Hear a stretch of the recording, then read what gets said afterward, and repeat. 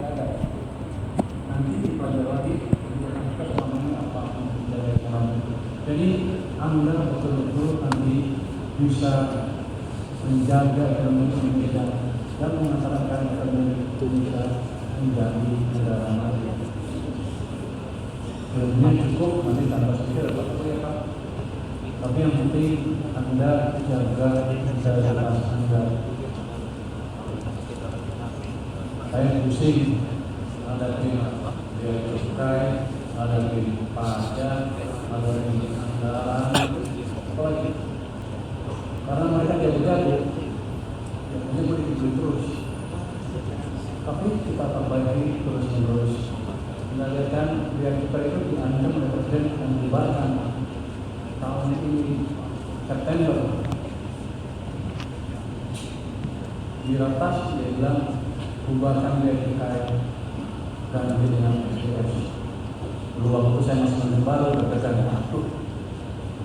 Tapi sebelum tadi yang dapat itu, tapi untuk sebelumnya katakan saya bilang ke Pak Presiden, Pak, saya minta waktu untuk anak biaya cukai, saya betul biaya cukai ya, boleh. Habis itu saya ngomong ke media, Pak Presiden ngasih waktu saya 1 tahun, padahal dia ngasih 1 tahun. Mungkin di mana? Kunci di media. Tapi waktu saya ngomong itu, orang biaya cukai marah-marah sama saya. Katanya, apa dosa biaya cukai yang Menteri Keuangan sehingga biaya cukai menyebarkan? Saya bilang ke saya pakai pimpinan biaya cukai namanya rapat di kantor PP. Saya bilang ke mereka, Anda sebetulnya sudah dibubarkan, sudah diputuskan dalam ratas biaya cukai dibubarkan. Saya mencoba menyelamatkan Anda, tapi semua bantu, harus bekerja lebih baik, harus kita jelaskan yang Anda invoicing, orang lain juga harus dibersih dibanding sebelumnya. Lalu mengatakan, karena kalau sampai dari dibubarkan, ada 16 pegawai yang bisa dirumahkan ya. Kalau keluarga yang berkeluarga 4, kira-kira 64.000 orang jadi susah. Kalau saya gagal mencegah itu, maka saya gagal. Jadi integritas harus dijaga, memastikan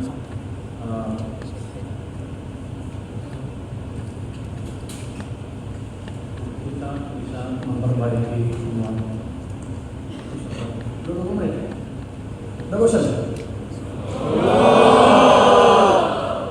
Ini ada bicara tentang perdagangan internasional. Coba langsung 13.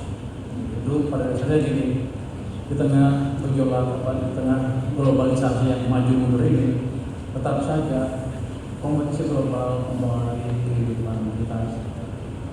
Kita bersaing untuk pasar Amerika misalnya dengan China, dengan Kanada, dengan Eropa, dengan negara-negara Asia lain. Walaupun ada tarif, sama aja kita tetap bersaing. Dengan semakin terbukanya persaingan, sekarang persaingannya bukan di pasar Amerika aja ketika bersaing di pasar global itu, tapi di pasar Indonesia juga, karena mereka juga bisa masuk ke sini lebih bebas. Terus peran nanti lulusan apa? Ya nanti teman-teman nanti di keuangan semua kan? Enggak, bagi OPS ya. Apa? Nanti peran Anda akan menentukan kita bersaing, bisa bersaing di pasar global. Bagus tapi. Biaya yang bersih, pajak yang bersih, dan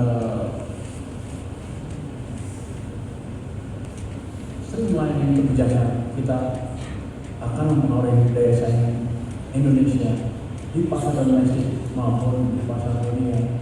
Jadi Anda belajar yang betul, karena masih kita nanti tergantung Anda semua. Karena sebagian besar atau banyak orang instan kerja di Kementerian Keuangan. Kalau Anda nggak mampu, ya udah, misalnya nggak bisa bersaing, dalam makin lama makin kecil, dan mungkin bisa buat. Tapi begini, jangan lupa, kita punya semuanya. Kita punya sumber daya alam, kita punya sumber daya manusia yang besar, apalagi nanti kita punya kebijakan fiskal dan moneter yang bagus. Itu modal untuk kita bisa santai, jangan takut, dan bilang bahwa masa depan kita di tangan kita sendiri. Dan kita sudah punya pengalaman cukup untuk memastikan Indonesia tumbuh terus ke depan. Dia langsung ke bagian yang mungkin dari sekolah. Kenapa saya kata begitu? Yang agak sekolah mungkin.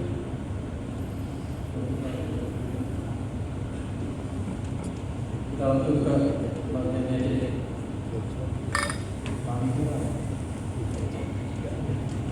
Jadi saya tahu parkiran kenapa? Karena dia pasti nggak pergi pemerintah, nggak boleh dipakai, karena bahaya. Karena mahasiswa apa ya, daripada kita nanti kalau lulus bisa bertemu dengan Indonesia. Ini sebagian ilmu yang kita miliki untuk menjaga ekonomi Indonesia. Oke, ini gambar kayak gitu. Tapi ini suatu fondasi ilmu moneter. Jadi Friedman bilang itu benar-benar kemana-mana dan ada ekonomi. Kalau Anda boleh kebijakan moneter tata kelola finansial, tata kelola, jangan lihat bunga aja, tapi lihatlah laju penjualan uang. Pandangan di ekonomi bisa macam-macam, tapi sekarang Indonesia ini sebenarnya masih bisa dilakukan. Dia pelajari dari satu di Amerika. Pada waktu itu tahun 30 mereka bisa bunga diturunkan ke 0. Tapi kenapa ekonomi hancur? Tetap hancur. Mereka bilang jangan macet tidak ada gunanya. Tapi Friedman bilang ada kesalahan pada waktu itu. Walaupun bunga 0, tapi ini laju pertumbuhan uang ini tulisannya negatif. Artinya di ekonomi uangnya kurang, seperti yang kita alami kemarin. Jadi ekonomi hancur.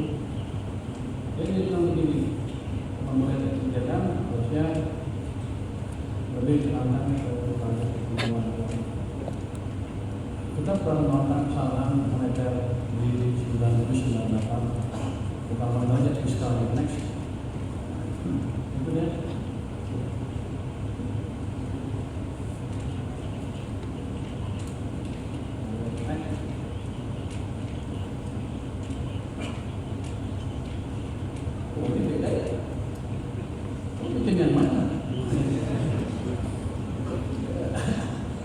Ini sejarah ekonomi kita Indonesia.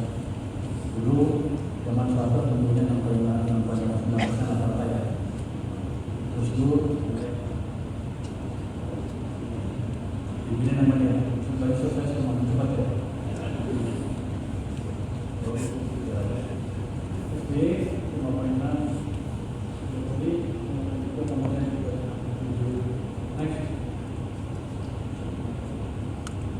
Zaman SBY dengan kebijakan yang pas.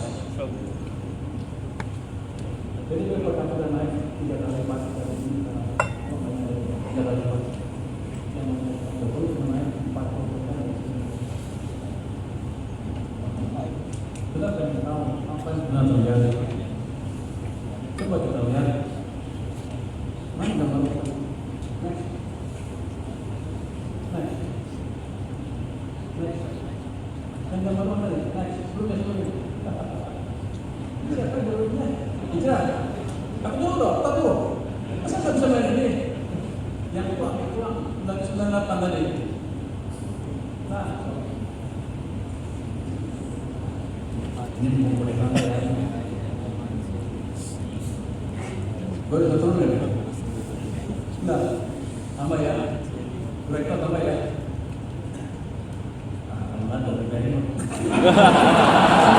Op. Gua pindahin nih.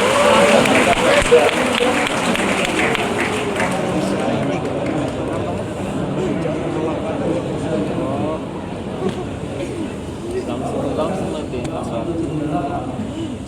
selalu bilang kebijakan bank ketat. Bank sentral naik bunga sampai 20%.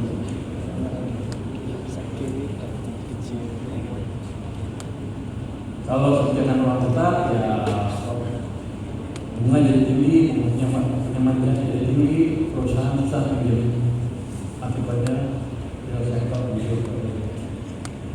Nah, apa sih kalau memang mau jaga rupiah?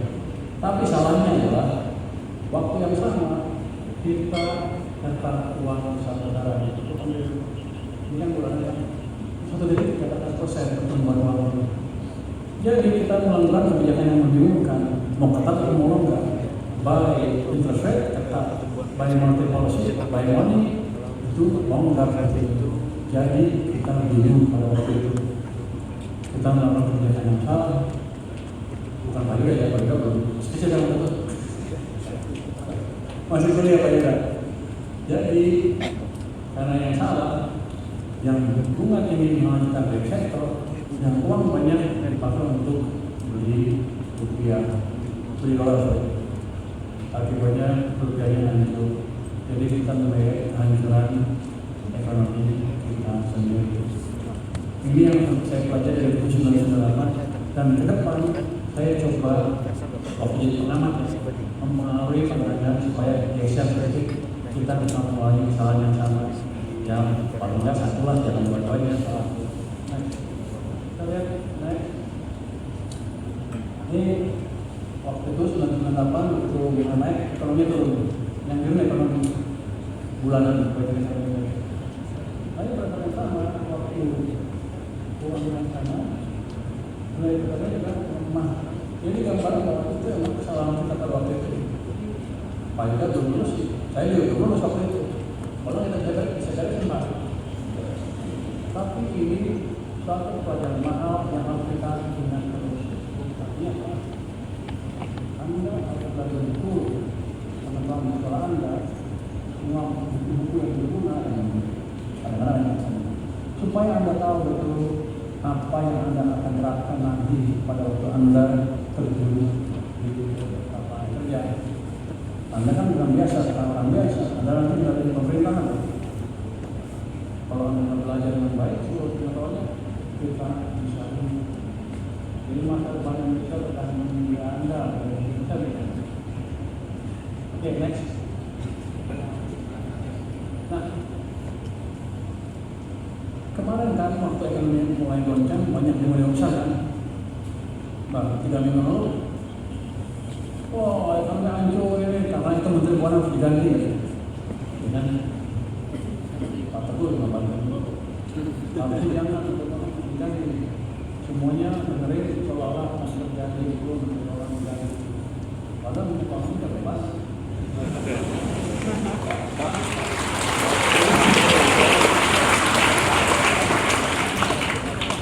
Pergantian kekuasaan selalu dipicu oleh gangguan perekonomian. Ini financial economy next menggambarkan ekonomi sejahtera. Jadi kita itu ekspansi, kalau nggak ada struktur bisnis, ekspansi melambat, jatuh resesi, ekspansi melambat. Itu berganti-ganti.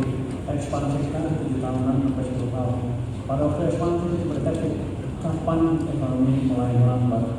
Di 1998 deteksi di bulan Mei 1997 ada sinyal perlambatan pertama. Ini akan dipelajari. Ini sinyal pertama pakai metodologi sequential detection method dari yang dipahami Profesor dari Chicago. Ini kita lihat naik sini. Setahun kemudian tahun kemudian Pak Harto Lengser. Next. Berikutnya. Hal yang sama terlihat juga di tahun 2000. Begitu siang keluar, 11 bulan kemudian muncul jatuh. Sekarang yang kemarin itu ekonomi belum melambat sama sekali, masih naik. Jadi secara ilmu ekonomi yang kita tidak pelajari selama ini, kecil peluangnya Pak Prabowo jatuh, kecil peluangnya Menteri Perekonomian yang diganti, Menteri Keuangan yang diganti, karena ekonomi yang sudah bagus. Jadi pengetahuan seperti itu harus kita kuasai ke depan sehingga apa yang kita lakukan ketika ada tekanan dari sebagian oposisi maupun dari luar. Jadi Anda mesti ngerti kita bersaing dengan tadi kan, dan negara lain ada juga yang ingin kita gagal, ada yang ingin demo-demo itu. Jadi kita semua harus punya pengetahuan yang cukup, nanti kan tempat lain untuk menjaga supaya itu tidak terjadi. Orang bukan hanya di persenjataan aja, orang juga masuk ke orang ekonomi. Hari ini tahun 2002 ini sudah mulai jatuh. Tahun 2008 kita keluar sinyalnya. Tapi kenapa nggak jatuh? Kita balik kebijakannya. Waktu itu kan ketat fiskal, 98 fiskal ketat, bunga naik. Sekarang fiskal ekspansi, Pak. Apa namanya?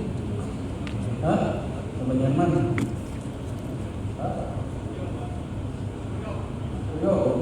Pak Suryo, Kalijen, dia di situ terlibat kan?